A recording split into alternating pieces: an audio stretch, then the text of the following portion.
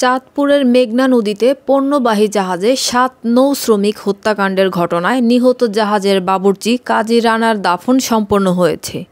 মঙ্গলবার রাতে কাজী রানার লাশ বাড়িতে পৌঁছালে হৃদয়বিদারক দৃশ্য দেখা যায়। অ্যাম্বুলেন্স থেকে লাশ নামানোর পরপরই কান্নায় ভেঙে পড়েন স্বজন ও প্রতিবেশীরা। পরে রাত 10:30টার দিকে মুন্সিগঞ্জের ভাগ্যকুল ইউনিয়নের মান্দ্রা জামে মসজিদে জানাজা শেষে মান্দ্রা কবরস্থানে তাকে দাফন করা হয়। নিহত রানা শ্রীনগর উপজেলার ভাগ্যকুল এলাকার মৃত কাজী দেলোয়ার হোসেনের ছেলে। গত সোমবার দুপুরে চাঁদপুরের হাইমচরের মেঘনা নদীতে আল বাখেরা জাহাজ থেকে 7 লাশ উদ্ধার করা হয়। এ সময় গুরুতর আহত একজনকে উদ্ধার করে হাসপাতালে পাঠানো হয়।